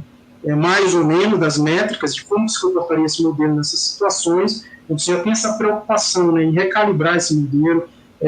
Então, isso é fundamental. Você se preocupou depois em colocar a produção. Aqui no Sírio-Libanês, a gente faz coisas para pesquisa, óbvio que a gente gosta de publicar, mas a gente faz coisas em geral para atender o nosso cliente. Muitas vezes o paciente, muitas vezes coisas gerenciais. Então, tudo que a gente faz, a gente se preocupa muito com a produção. Então, você traz isso no seu notebook, que eu achei fantástico, né? Que no final os resultados não foram tão animadores, e faz sentido não ser animador. Veja só, faz sentido ser animador, porque são janelas temporais diferentes, distintas, com pouca variância entre os dados, então, mas você se preocupou com isso, isso é uma coisa fundamental. Então, parabéns novamente, fica claro que você não tem 18 anos, não só por causa da sua fisionomia, porque você não aparenta ser tão velho, mas pelo seu notebook, pela característica do seu notebook. Obrigado. Vai lá, Atila, por favor. Vamos lá. Bom, eu tinha duas coisas para falar aqui, além do que o Antônio falou. Na verdade, uma das coisas. Eu achei... Bom, primeiro, excelente cuidado de, ao longo do tempo, ver para onde o paciente está indo e o algoritmo como ele está classificando, especialmente nesse tipo de dado contínuo, que é difícil da gente encontrar, mas na vida real meio que tudo é assim. É muito importante a gente poder olhar as coisas momento a momento. Eu acho que você demonstra esse cuidado fino de olhar para os dados como eles merecem ser olhados, inclusive quando você estratifica pacientes. Eu vou pegar uma outra situação para dizer da real importância disso. Por exemplo, quando se faz teste clínico de uma nova droga, às vezes você chega lá e descobre 20% dos pacientes responderam a essa droga. Por muito tempo, inclusive, se jogava fora esse fármaco, porque, bom, só 20% dos pacientes responderam, ele não funciona como a gente quer. Quando você estratifica os pacientes e para olhar para quem isso está funcionando, você pode descobrir que para os pacientes que têm uma dada condição, esses 20% de respostas são 100% desses pacientes. Então, o problema não é que aquilo não funciona, é que você estava tratando todo mundo como um grupo uniforme, quando para um grupo específico aquilo tem um valor enorme, preditivo, e para o resto não. Então, fazer esse cuidado de estratificar, olhar para os pacientes como se eles não fossem um todo, fragmentar isso e olhar para os grupos, pode te dar resposta que às vezes você não atende tudo que precisava, ou não vai ter um grande poder de predição para todo mundo, mas para uma parcela específica, ou para uma condição específica, ou para um indicador, isso corta um caminho tremendo. E tratar todo mundo como uma coisa só, não ter esse cuidado de procurar estratificar, pode gerar prejuízos. Às vezes a gente descobre que existem categorias, existem grupos, vale a pena olhar para o pessoal de uma outra forma e falar, bom, para o grupo que chegou com pressão baixa, esse valor de predição é fantástico. Para os outros não, isso nem importa, mas aqui para esse grupo, então para essa galera vamos fazer esse cuidado. E é só com esse tipo de teste que a gente tem como saber. Isso aí.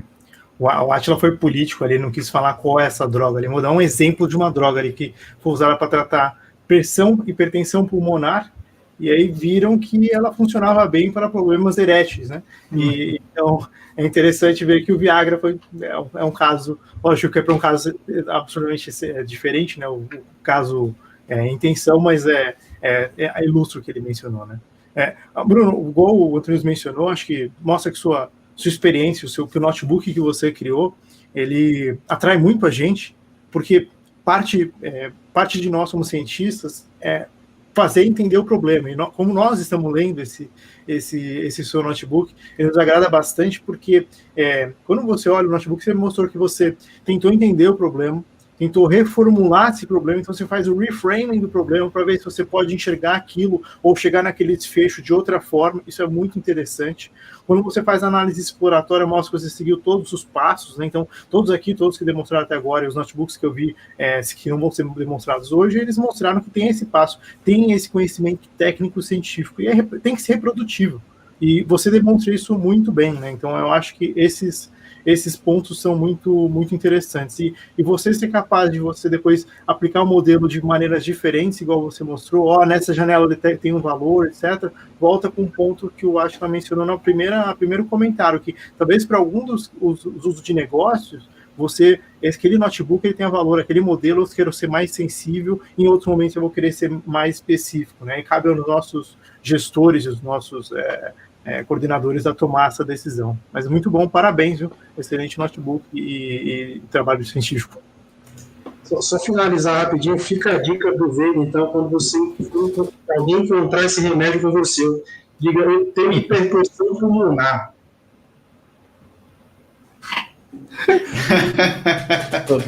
Obrigado aí, pessoal, por todos os comentários. E foi mal pelo boxplot gigante aí. Não, que isso. É ótimo que fica o feedback para bastante pessoas. Quase todo mundo jogou um boxplot gigante lá, e às vezes resumir, centralizar nos pontos que você quer destacar é fundamental ali na hora que você está criando seu relatório, porque senão fica um negócio gigante, fica difícil da gente encontrar as coisas, né? Mas o que ele está falando aqui, onde que está isso lá no boxplot e tudo mais, né? Mas obrigado, Brunão. Parabéns pelo trabalho, tá muito legal. Bom, antes da gente iniciar, né, a gente está chegando aí no limite do tempo, mas antes de anunciar nosso próximo trabalho, eu queria deixar o Átila liberado aqui. O Átila tem um compromisso exatamente 8 horas. Eu peço até já desculpa para o Felipe e para o Antônio, que provavelmente vai passar ali uns minutinhos. Mas o Átila fica livre, ele tem um compromisso agora. Infelizmente, ele não vai poder estar na nossa avaliação do último projeto aqui selecionado. Bom, Átila, também deixo um agradecimento por todo esse período que a gente teve junto aqui, participando dessas avaliações e tudo mais. Eu falei para vocês já várias vezes, mataram minhas saudades da academia, que eu estou numa banca de avaliação vendo trabalhos excelentes. Eu era o terror das bancas, inclusive, por onde eu passei. Eu sempre fui bem cri-cri com as coisas que eu estou vendo, mas o nível dos trabalhos aqui está fantástico. Espero que vocês vejam como potenciais clientes estão vendo o trabalho de vocês e avaliando o que vocês têm feito. Essa é uma parte importante. Fico triste de sair agora, mas vocês vão ter ótimas contribuições do Felipe e do Antonildes. Tiago, parabéns pelo trabalho. Essa galera está sendo muito bem orientada aqui. E desculpa, gente, o país está numa situação delicada. Eu não estava preparado para ter essa semana que está sendo agora, mas estou tentando responder e participar do que eu puder para avisar as pessoas do que está acontecendo. Vocês estão trabalhando com uma das consequências disso.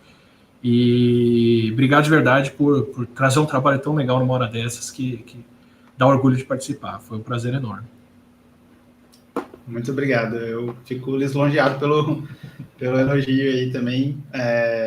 Mas muito obrigado pela participação aí do Bootcamp, pelos conselhos, orientações, projetos que você propôs para o pessoal. O pessoal está empolgado na solução. Verdade. Foi muito bacana. Maravilha, gente. Desculpem de verdade o desfalque aqui. Vai ser com bastante dor, mas foi fantástico. Obrigado, Átila. Até o próximo, hein? Até mais. Prazerzão. Bom, então para o nosso último projeto aqui, ele traz todo o trabalho dele, ele traz uma interatividade diferente ali, com gráficos na qual a gente consegue explorar um pouco mais. Ele utiliza bastante o Plotly e bibliotecas gráficas que gera uma informação a mais e não só aquela que a gente está tentando analisar, né? Mas diferentes de alguns trabalhos, ele também trouxe uma perspectiva de fora do sírio-libanês, tentando, por exemplo, prever qual vai ser o cenário futuro. Será que esse projeto que eu estou criando agora aqui tem mesmo a necessidade de acontecer? Porque no futuro eu posso já ter resolvido a pandemia ou não. Então ele traz uma previsão, tenta fazer uma previsão ali de como que vai ser o cenário futuro para justificar o trabalho. Então tem alguns destaques bem interessante no trabalho do Pablo, e eu queria chamar o Pablo para participar do nosso último trabalho. Tudo bem, Pablo? Tudo bem, gente? Boa noite. Tudo jóia? Boa noite. Infelizmente, eu não tenho 18 anos, mas eu vou fazer o meu melhor. Estão conseguindo ver minha tela? Opa, sem problema. Bora lá. Então, maravilha. Vamos lá. Eu vou pegar para a parte aqui, iniciar pela parte de engenharia de dados, que eu acho que foi a parte, acho que deu um pouquinho mais de trabalho, acho que para todo mundo, né? Então, assim, analisando os dados que foram disponibilizados, né, eu já descartei todo mundo que foi na primeira janela, né, de 0 a 2 horas, seguindo a orientação aí do pessoal do Sírio, que já teve entrada na UTI. Então, esses caras, eles foram descartados, né? Pacientes que não possuíam também nenhuma feature preenchida, coloquei como exemplo aqui o paciente identifier número 199, eu também descartei esse caso. Pacientes que possuíam valores que algumas features estavam como NaN também, NaN, né, na janela de 0 a 2, mas possuíam os valores subsequentes, daí eu também usei a mesma estratégia que os meus outros colegas utilizaram, né, fazendo backfill, forward fill, para aquele paciente, né. E eu me deparei com uma outra situação também, que foi citada anteriormente, onde 58 casos eu não poderia fazer esse backfill e forward fill, porque eles tinham dados preenchidos somente a partir da janela onde eles iriam para a UTI. Então, por exemplo, eu tenho um exemplo aqui do paciente 18, ele tem as duas primeiras janelas com a maioria dos dados que não estão preenchidos, na terceira janela, a partir de 8 horas, né, que ele vai para a UTI, ele tem as informações preenchidas. Então, nesse caso, o que eu fiz? Eu usei uma estratégia onde eu estou pegando todos os pessoas, né, todos os pacientes que tiveram uma evolução de quadro para UTI e tiveram também essas features preenchidas na janela de 0 a 2 horas, faço uma média desses caras e atualizo essas pessoas, para não jogar esses 58 casos fora, que foi o que foi feito nessa situação. Aí, pegando uma dica do pessoal do Sírio também, né, foram criadas duas novas features, né, uma de pressão arterial e outra da relação de neutrófilos e linfócitos também, né, e aqui eu apoiei essa criação com as matérias que foram publicadas, uma na Nature e outra na Revista Brasileira de Análises Clínicas, falando justamente dessas relações com as evoluções do quadro de COVID. Pacientes que tiveram entrada na UTI após a primeira janela, né, e tiveram o UCI alterado para 1 nessa primeira janela, e isso, obviamente, né, depois de fazer toda essa varredura, ou seja, se aquele paciente ele evoluiu, então, na primeira janela, também seguindo a orientação que estava lá no Kaggle, eu marquei nessa primeira janela a evolução desse cara como tendo ido para a UTI, né. As features de maiores correlação, eu dispensei, né, a partir de 0.95, né, a coluna Age Percentile, eu fiz o One Hot Encoding, para justamente não deixar ela ordinal, mas transformar ela em binária para que pudesse facilitar o processo de Machine Learning, e depois, no final, antes de processar, né, isso nos modelos, eu fiz também a exclusão de gender, do identificador da visita do paciente, né, e da janela, porque essas informações não iriam ser utilizadas. Mas também, como o Bruno comentou, antes dessa exclusão, eu vou mostrar um pouquinho mais abaixo, é interessante notar que você tem uma diferença, né, de pessoas que realmente foram para a UTI, que não foram para a UTI de determinado gênero. As métricas que eu utilizei. Eu usei, para esse projeto especificamente, eu usei a área sobre a curva, né, como classificador primário, e optei para utilizar o Precision, porque eu li alguns artigos onde falavam justamente da importância de você utilizar uma métrica que faça sentido dentro do seu projeto. No nosso caso, eu achei que o Precision ele faz mais sentido, porque todo mundo eu vou analisar, né, todo mundo que o modelo disse que deve ir para a UTI e quantos realmente foram para a UTI, quantos estão certos, né, porque para o nosso modelo é importante o quê? Tem pesos diferentes. Eu não posso partir, por exemplo, de analisar a acurácia, porque a acurácia, apesar dela estar aqui e ela ter sido colocada em último lugar, a acurácia ela me dá um balanceamento entre o que eu realmente acertei que deveria ir para a UTI e quem realmente eu acertei que não deveria ir para a UTI. Só que esse problema é que tem pesos diferentes. Por quê? Se eu dispensar uma pessoa que deveria ir para a UTI, mas não foi, é muito mais grave, porque eu vou ter um possível agravamento e morte desse caso, do que eu mandar uma pessoa que não deveria ir para a UTI, mas foi para a UTI. o máximo que pode acontecer é ela ser reavaliada e ser dispensada. Então, assim, a gravidade da situação me fez pensar justamente em utilização do Precision, né, para estar avaliando melhor os modelos que eu vou estar analisando, né. E usando também o F1 só como critério de desempate, e o Recall, né, aliás, anteriormente, né, o Recall aí como um peso um pouco melhor, o F1 como critério de desempate, e o Acurácia como de menor importância para esse projeto, tá? Sobre a seleção das features, né, eu tentei trabalhar da seguinte maneira, eu tentei pensar em trabalhar com 3 cenários diferentes. O que seriam esses... Bom, eu vou entrar um pouquinho depois desses cenários, mas assim, antes de entrar nos cenários, esse mesmo processo foi utilizado para análise de cada um dos cenários. Então, a gente está sempre partindo da primeira janela, 0 a 2 horas, né? Foi feita uma análise exploratória, justamente para detectar as features mais importantes. Todos os cenários, como eu falei anteriormente, né, as correlações muito altas foram excluídas, né? A divisão sempre ficou em estratificado de 70 a 30, relação de treino-teste, e os resultados, eles, no final de tudo, eles foram validados com cross-validation, tem 10 scaffold, né, e 100 execuções por algoritmo. Aí um pouquinho mais, vou entrar uma coisa um pouquinho mais técnica, né, e eu utilizei só 10 execuções para o Cat Boost e para o Gradient Boost, porque mesmo com 100 execuções, eles estavam demorando muito e o resultado não estava sendo muito melhor. Em alguns casos, estava dando até um pouquinho de diferença para pior. A busca de hiperparâmetros que foi realizada, ela foi feita com 100 interações para cada algoritmo no final, e para fazer esse projeto, eu também optei por estar utilizando o PyCaret. Por quê? Eu queria analisar cenários que vocês vão ver que são um pouquinho amplos, e ele me dava um pouco mais de agilidade, porque eu podia, né, executar 18 algoritmos para cada cenário proposto, escolher 4 algoritmos desses com a melhor pontuação, avaliar esses algoritmos e escolher um melhor algoritmo para cada cenário. Então, eu vou ter 3 cenários, um melhor algoritmo para cada cenário, e no final de tudo, eu ainda vou, desses 3 cenários, analisar qual que foi o melhor e o melhor resultado.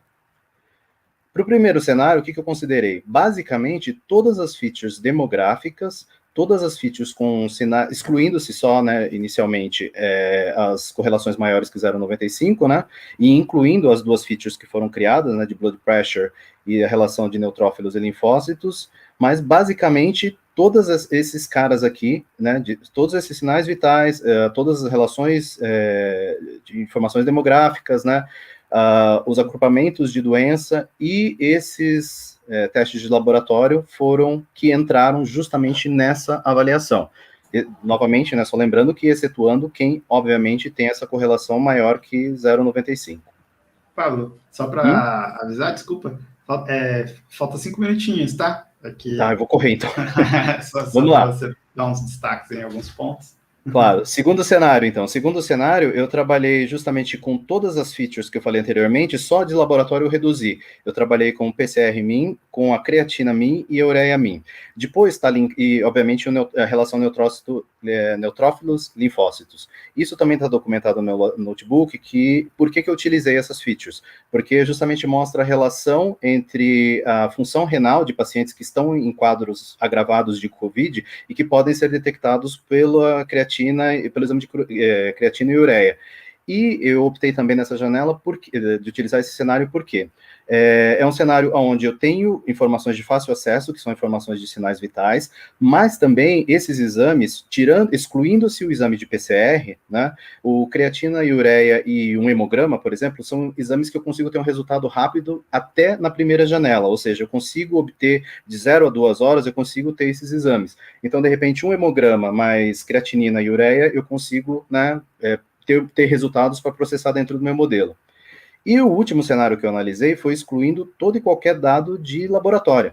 Então, eu trabalhei só com demográficos, sinais vitais e o agrupamento de doenças. Então, eu queria ter testado, inclusive, um quarto cenário, mas não foi possível, não vai dar tempo de entrar aqui. Mas esse foi o terceiro cenário, né, onde eu consegui, então, executar. Então, assim, para ser bem rápido, para não tomar muito tempo, então, depois de rodar 18 algoritmos para cada cenário desse, eu escolhi 4. Desses 4, eu percebi que muito, assim, o Gradient Boost saiu muito bem e o CAT também se saiu muito bem. O problema deles é que eles têm uma tendência muito grande a overfit, né? Pela quantidade de informações que a gente tem, pela complexidade do modelo. Então, assim, para poder optar, né, apesar deles terem se saído muito bem na qualificação feita pelo PyCaret, o modelo que melhor se saiu basicamente em todos os cenários foi o Random Forest. E de que maneira eu fazia essa análise, né? Então, depois de fazer a depuração, deixa eu pegar aqui. Eu fiz também uma prediçãozinha aqui, que eu acho que era referente a isso que o Thiago estava falando, que era referente a qual a tendência, né, para Brasília, porque você tem unidades do Sírio-Libanês, qual a tendência para Brasília e para São Paulo de evolução de casos, né? Eu fiz uma previsão de 30 dias e, infelizmente, a previsão mostra que ainda vão ter muita alta, né, pela frente. Então, como eu falei, falando agora dos modelos, de que maneira foram processados, né? Então, o Light Gradient Boost Machine, ele realmente me pareceu, para a maioria dos modelos, muito interessante, Cat Boost também, mas o de maior eficiência que se mostrou realmente foi o Random Forest. Então, todos os dados que foram passados pelo PyCaret, eu tomei o cuidado justamente de trabalhar sempre com essa proporção, né, que eu falei, 70-30, todos os data split que foram feitos foram estratificados, com shuffle também, para a gente, né, evitar maiores problemas, foram feitos 10 fits para cada modelo, e vamos lá, correndo aqui para terminar, deixa eu só pegar na avaliação das features. E aí, basicamente, o meu looping foi esse, né? Analisando justamente a matriz de confusão, a importância das features, como o modelo tratou as features. É engraçado notar aqui que realmente esse cara aqui, esse realmente importam bastante, e isso foi para a maioria dos modelos, tá? Então, justamente curva de aprendizado, curva de calibração, e todos os modelos foram feito tuning, né? E no final, a escolha do modelo do melhor cenário foi do cenário 2, que foi o cenário onde eu tenho só aqueles 3 exames que eu mencionei, né, aqueles 3 resultados, os dados e o restante dos outros dados que foram utilizados. Que daí, eu vou cortar um pouco a apresentação para ser mais rápido, eu cheguei neste resultado que está aqui. Opa, vou voltar aqui. Tá difícil. Peraí. Aqui. Então, depois de submeter, né, o melhor modelo e de achar esse cenário, esse melhor cenário, eu ainda tentei fazer mais um pouco de tuning dentro desse modelo, e eu cheguei justamente nesses valores aqui. Então, ao ser de 0,8472, né, e o Precision, que eu falei que para mim era importante ser tratado aqui, com esse intervalo de confiança aqui. E se esse intervalo de confiança tivesse dado pelo menos 60, 61, eu ia ficar extremamente feliz, mas ele começa a partir de 0,59, né, e vai até 59,06 e vai até 93,86. E a matriz de confusão para esse carinha aqui ficou, se o mouse conseguisse comportar aqui, caramba, ficou dessa maneira, né, então 49 para verdadeiros negativos e 36 para verdadeiros positivos. Foi um pouco corrido, eu não sei se deu mais ou menos para pegar a ideia, mas basicamente foi isso. Vou até posicionar. Deu sim, ô Pablo. Acho que... Bom, vou começar, já que o Átila não está aí, eu vou começar agora. Acho que resumir, vocês tiveram um desafio gigantesco, eu diria que até tão complexo quanto o problema que vocês resolveram foi resumir tudo que vocês fizeram em 12 minutos, igual a gente pediu. Então, tá de parabéns só pela capacidade de síntese aí. Eu acho que o senhor teve um destaque, né? Além da sua preocupação de verificar cidades que têm o Hospital do Sírio-Libanês, qual que é o comportamento ali, como é que está a tendência de casos nessas cidades e tal, isso eu achei bem interessante. Um ponto que eu achei também super interessante do seu trabalho foi de você ter feito essas propostas de solução de problemas um pouco diferenciadas ali, né? De usar bases de dados diferenciadas, principalmente a que utiliza só exames físicos, né? Que você chega no hospital, você já consegue fazer, não depende, por exemplo, de um exame de sangue ou qualquer coisa do tipo, né? Então, seria uma forma de detectar, às vezes, muito mais barata, né? Até, e aí eu não tenho know-how nenhum para falar, o Antônio e o Felipe vai poder dizer, mas que você conseguiria detectar uma possível internação muito mais cedo, no meu ponto de vista, né? Só de não ter que esperar um exame e tudo mais, né? Então, me parece uma proposta bem interessante, do meu ponto de vista, pelo menos. Tá de parabéns, eu gostei bastante aí do seu trabalho. Legal, aí, obrigado.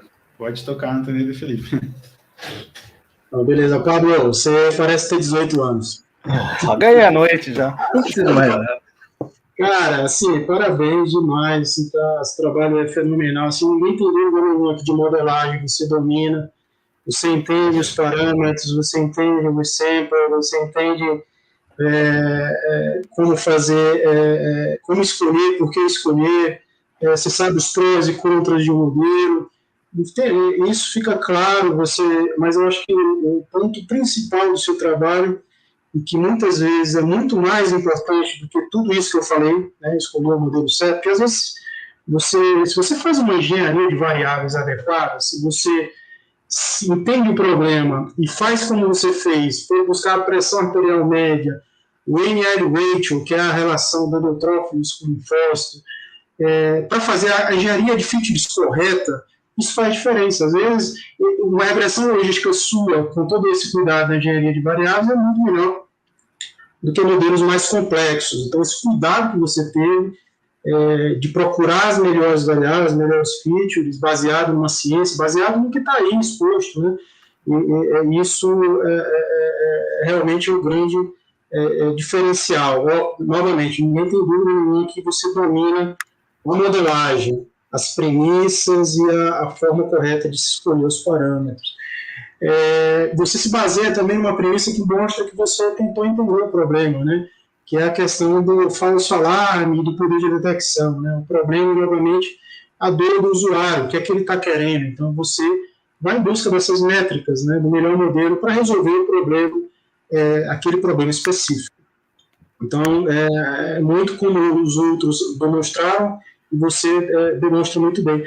A visualização desses modelos que você cria é muito interessante, mas o mais importante, é muito bonito, e isso é importantíssimo na hora de comunicar, mas o mais importante, novamente, você tentou entender quais esses modelos, você não criou na sua cabeça. Você fala, ó, insuficiência renal, aqui está o mais inflamado, aqui talvez... E aí você faz aqueles grupamentos, né? E você provavelmente não é da área de saúde, mas você foi lá e tentou entender e criar esses caras. E você tem uma preocupação que a gente sempre tem como ciberdomense, que é montar modelos com dados que a gente tem e com dados que a gente não tem, eventualmente, para todos os pacientes. Então, a gente tem que pensar, e a gente, eventualmente, a gente cria esses modelos mais simples, que se aplicam, por exemplo, que a gente tem um sinal vital de todos os pacientes, e modelos, eventualmente, que a gente não tem alguns laboratórios. Então, a gente tem sempre essa preocupação de criar esses modelos mais simples e um pouco mais features, né? O que, eventualmente, a gente não vai ter para uma certa população todos aqueles resultados. E uma coisa que a gente se preocupa também é, eventualmente, uma publicação, etc., a gente tentar validar isso externamente, eventualmente, se virar um produto para atender outros hospitais. Então, muitas vezes, outros hospitais não têm o PCR que a gente tem, não tem. Então, a gente cria esses modelos também com essa preocupação. E isso é um grande destaque do seu notebook. O caso 199, eu esqueci dele, ele é um Kinder Ovo. Você poderia tratar ele excluindo, não tem problema nenhum, eu vi que outras pessoas trataram como zero, está correto, ali foi um problema realmente na montagem do dataset, como esse paciente não tem aquele diagnóstico, então ele é zero. Então, eu vi que algumas pessoas que fizeram isso não está errado, e você também não está errado em excluir, porque você não sabia dessa premissa. Então, só para as pessoas que não têm contato, que vão ter contato com o notebook, caso 199, ele pode ser tratado dessa forma. Parabéns, novamente. Obrigado.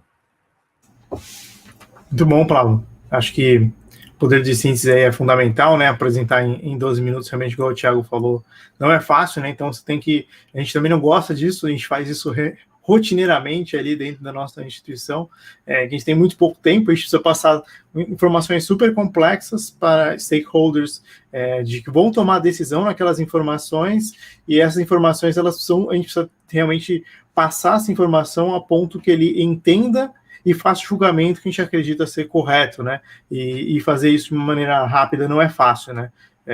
E requer, lógico, um treino importante ali. Um ponto importante que o Thiago também mencionou, que acho que vale a pena, que acho que você fez diferente dos demais ali, que é tentar questionar aquele dataset que foi fornecido, né? Não no sentido de homogeneidade dos grupos, né? Então, o Atila tinha falado lá no começo, lá de, será que Brasília é diferente de São Paulo, né? Então, você testar isso e avaliar, fazer através da análise exploratória, isso é bem importante ali, isso mostra que tem um poder de questionamento muito bom. E outro ponto também, que eu estou te copiando do Thiago, com comentários muito interessantes, que, na verdade, que é o você testar o modelo com dados mais simples, né? O Antônio também mencionou. Esse approach é um approach muito interessante, muitas vezes é complementar através de ensembles, em que você vai usar dados mais simples para pacientes que você não tem. Então, veja que o Sirbase acaba recebendo muitos pacientes através de transferências. Então, muitos desses casos, o paciente vem, a gente já sabe que o dado veio de o paciente que teve Covid, ou teve alguma outra patologia de outro hospital, e aí quando ele entra no hospital, ele vai direto para aquela unidade internado e não tem o dado disponível nas nossas bases, né, levando ao zero aí, que é o referido, né. Então, acho que esses são os casos ali. Mas acho que, de maneira geral, eu reitero o elogio ao Thiago e ao time da Lura aí, que todos os trabalhos aqui, nível internacional, de qualidade, assim, excepcional. Acho que vocês todos demonstraram uma qualidade de entendimento do problema, de análise exploratória, de criação do modelo, de cuidado efetivo no modelo e de cuidado com o resultado, como é que está sendo o resultado posterior desse modelo, que são impressionantes. Acho que eu sinto orgulho em relação a qualidade de trabalho e a pessoas trabalhando na área da saúde, que é uma área tão deficiente que precisa da ajuda de muita gente para melhorar. Então, parabéns. Obrigado, pessoal. Obrigado. Muito bom, Pablo. E obrigado, Felipe, pelos elogios aí. A gente fica realmente muito satisfeito desse ser o nosso resultado final no Bootcamp e dos alunos estarem entregando trabalhos tão bons assim, né? Não foi a gente que fez, foi eles, a gente só deu o caminho e eles que seguiram e foram até muito além do que a gente passou em alguns tópicos e tudo mais, né? Obrigadão, viu, Pablo? E parabéns novamente, viu? Obrigado, gente. Nada. Pablo. Pessoal, antes só da gente fechar aqui, eu só não podia deixar de citar alguns outros trabalhos também, bem rapidamente, aqui, que tiveram pontos bem interessantes, alguns até que a gente já trouxe aqui, mas eu queria também destacar para todo mundo. Vou compartilhar minha tela aqui rapidinho. Opa! O primeiro que eu queria falar era do Nicolas Bueno. O Nicolas Bueno também fez um trabalho bem legal, mas eu achei um dos pontos mais interessantes dele aqui, que foi trabalhar sobre a explicabilidade ali dos modelos, a interpretabilidade, e ele salienta que interpretabilidade do modelo não significa causalidade. E muitas vezes as pessoas confundem isso, e eu achei bem interessante a abordagem dele. Então, ele trabalhou com Feature Importance, ele trabalhou com SHAP também, igual o pessoal trabalhou, e ele trouxe uma diferente que quase ninguém trouxe, que foi a Permutation Importance ali também para estar validando, e ele viu que as coisas se comunicam, tanto SHAP quanto a Permutation. Então, foi bem legal que essa exploração que ele fez um pouco mais da interpretabilidade dos modelos. A segunda pessoa que eu queria citar é a Rosana Trevisan. A Rosana, ela tentou trabalhar com os dados também de infecções do pessoal, dos pacientes de São Paulo como um todo, né? Tentando comparar os pacientes de São Paulo com os pacientes do Sírio, para ver se enxergava de alguma maneira perfis muito diferentes. Será que os pacientes do Sírio têm características semelhantes do geral de São Paulo e tudo mais? Então, isso também foi legal. Poucas pessoas tentaram fazer isso, e eu achei interessante algumas hipóteses que ela criou aqui. O terceiro é do Marcos Galvão. O Marcos, acho que ele teve uma sacada muito interessante que ele usou lá. Ele usou um assunto do módulo 3, que é testes estatísticos, para tentar fazer a seleção de feature. Ele lembrou lá que no conteúdo a gente falou sobre alguns testes que verificava se duas features vinham de uma mesma distribuição, e ele resolveu usar testes estatísticos para fazer essa seleção de features, né? Verificando se elas pertenciam ou não a uma mesma distribuição. E se elas pertenciam a uma mesma distribuição, ele acabava removendo essa feature. Eu achei interessante, foi uma abordagem que eu não tinha pensado para esse caso específico, e foi um pouco fora da caixa. O quarto aqui que eu queria destacar é o da Clarice Alvarenga. A Clarice, ela também gosta de fazer um monte de análise, ela usa várias outras bibliotecas super poderosas, SweetViz, e um monte de coisa que gera gráficos parecido com aquele blockplotão do Bruno, mas diferente da maioria até das pessoas, ela traz a informação relevante para o contexto que ela está explicando naquele momento. Então, ela coloca até um print nesse caso aqui específico, para justificar as suas hipóteses, suas conclusões, então, a sua análise. Então, fica bem legal, fica uma maneira mais fácil, mais resumida de você transparecer a informação. E, por último, numa pegada também do Matheus de educação, de mostrar o que está aprendendo e de dar um passo a passo do que está fazendo, o do Renato da Nova, se eu não me engano. Desculpa, Renato, eu errei o seu sobrenome. Então, ele faz um passo a passo, onde ele detalha cada coisa que ele está fazendo e vai explicando também os conceitos. Então, ele utilizou o notebook dele para estudar, mas também vai ser um notebook que você pode compartilhar aí com quem você quiser, porque está bem claro, dá para você entender todos os passos, tomada de decisão. Então, ele plotou aqui a árvore de decisão e foi explicando cada um das estatísticas envolvidas e tudo mais. Então, também foi um trabalho bem legal. Então, parabéns a vocês 5 também, porque ficaram trabalhos muito bacanas, que infelizmente também a gente não podia trazer todos aqui para estar apresentando para o pessoal. Deixa eu... já tiraram, já. Bom, vocês viram que não basta ser só bom em estatística, em computação, em saúde, no caso do Antonides e do Felipe, você também tem que ser bem humorado, igual o Antonides, fazer umas boas piadas ali para você ser um ótimo cientista de dados, né? Então, queria agradecer o Antonides e o Felipe por ter compartilhado tanto conhecimento e pelas piadas aqui que fizeram eu dar boas risadas.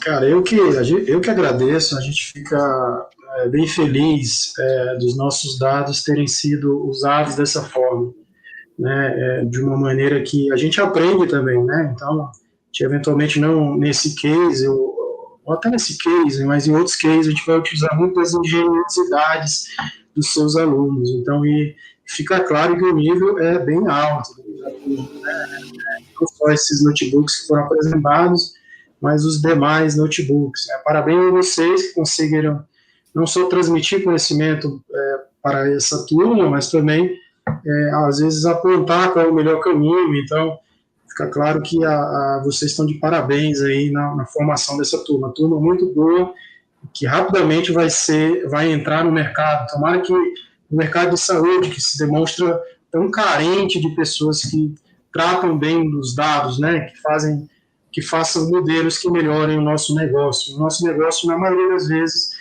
é cuidar de outras pessoas. Então, é muito legal ver pessoas que se interessam por esse tipo de dado, porque não só pelo mercado financeiro, que às vezes até paga melhor, mas é muito interessante ter essa turma que se interessa por esse dado, porque é uma área de negócio que precisa de mais gente trabalhando, que está recebendo um grande investimento para isso, e sem dúvida nenhuma precisa de pessoas que tentam entender os problemas. Não é fácil, a turma que está com a gente, que não é da área de saúde, sofre um pouco, mas quando você vê o impacto, e o impacto muitas vezes na vida das pessoas, isso é muito importante, é